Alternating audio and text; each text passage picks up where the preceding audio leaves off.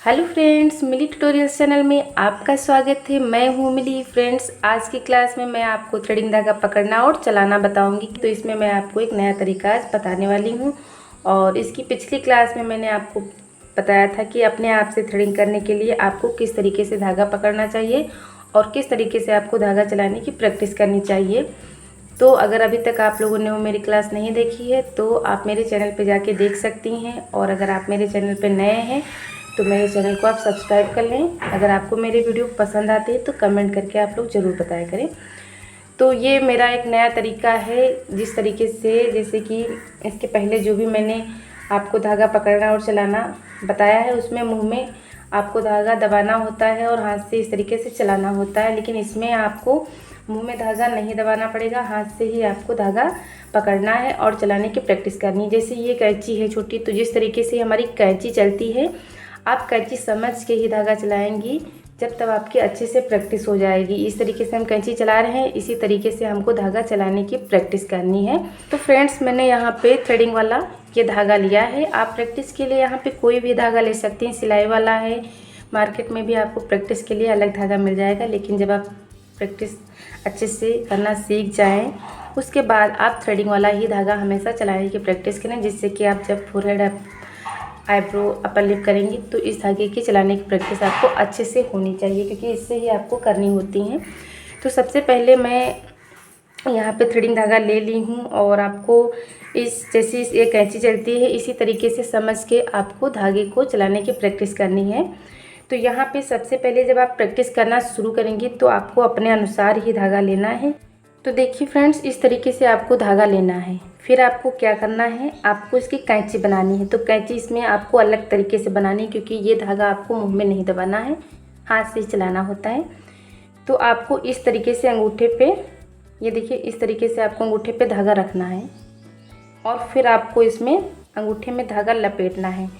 तो आपको ध्यान रखना है कि ये धागा ना ज़्यादा टाइट होना चाहिए ना ज़्यादा ढीला होना चाहिए। आप अपने अंगूठे पे लपेट रही हैं तो आप अपने हिसाब से ज़्यादा टाइट नहीं लपेट लेंगे, इतना ढीला भी नहीं हो कि निकल जाए। तो इस आपको क्या करना है, इस छोटी उंगली में आपको धागा लपेटना है। इस धागे को ऐसे आपको पकड़ना है और इस तरीके से आपको लपेटना शुरू करना है। ये देखिए ऐसे।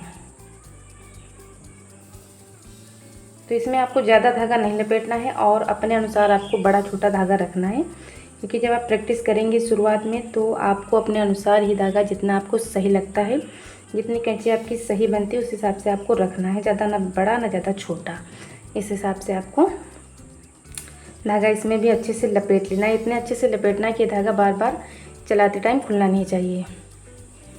तो देखिए इस तरीके से आपको उंगली में धागा लपेट लेना है। तो अब इसमें आपको क्या ध्यान रखना है, ये जो धागा है भी अंदर की तरफ से है और ये जो उंगली में धागा है ये भी अंदर की तरफ से है। तो अंदर की तरफ से ही दोनों धागे इस तरीके से आपको बराबर से रखने हैं। ये देखिए अब आपको क्या करना है, इसमें आपको ऐंठन डालनी है ऐसे 1 2 3 4 5 6 7 इस तरीके से आपको ऐंठन डालनी है। ये देखिए हमारी कैंची बनके रेडी हो गई है और इसमें आपको मुंह में धागा फिर नहीं दबाना है। इस तरीके से ये देखिए हमारी कैंची बन गई है।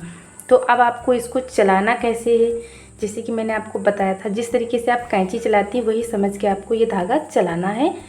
तो उस कैंची समझ के जब आप इस धागे की प्रैक्टिस करेंगी तो आप आसान तरीके से धागा चलाने की प्रैक्टिस कर लेंगी।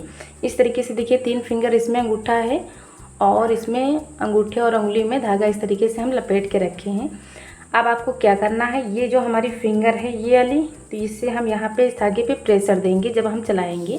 जैसे कि आपको पहले उंगलियों से धागा इस तरीके से फैलाना है और इस फिंगर से आपको इसे प्रेशर देना है। ये देखिए इस तरीके से जब आपको लगे इस तरीके से, जब प्रैक्टिस करें आपको लगे कि अभी ये हमारी कैंची बड़ी है, अच्छे से चल नहीं रही, तो आप इस तरीके से अंगूठे में फिर से धागा एक बार लपेट सकती हैं। तो आप अपने अनुसार धागा बड़ा छोटा कर सकती हैं, इसीलिए इसमें धागा ज़्यादा लपेटते हैं हम अंगूठे में। अगर आपको छोटी कैंची लग रही है तो अगर आपको छोटी कैंची लग रही है तो आप इसमें का धागा निकाल भी सकती हैं।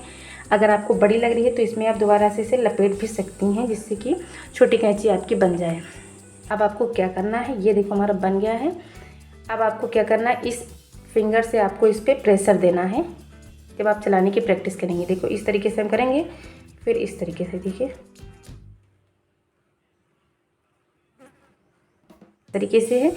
आपको इस फिंगर से यहाँ पे इस धागे पे प्रेशर देना है और ऐसे प्रेशर देना है, उंगलियों से धागा इस तरीके से आपको फैलाना। ये देखिए,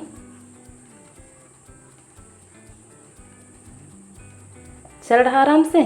इसी तरीके से आपको प्रैक्टिस करनी है।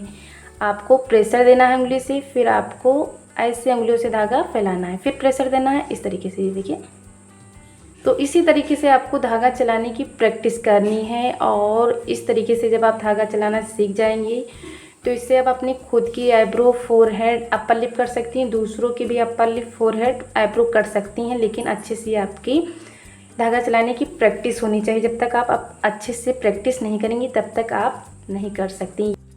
और फ्रेंड्स, जब आपको इस तरीके से धागा चलाना आ जाए उसके बाद आप अपने खुद के पैर के, फोरहेड के, अपर लिप के बाल निकालने की प्रैक्टिस कर सकते हैं। आपको बाल यहाँ पे फंसाने होते हैं। ये देखिए, ये कैंची हमारी बनी है, तो यहाँ पे आपको बाल फंसाने हैं। जब आप इस उंगली से प्रेशर देंगी तो यहाँ पे बाल फंस के निकल जाएंगे और फिर आपको उंगलियों से फैलाना है,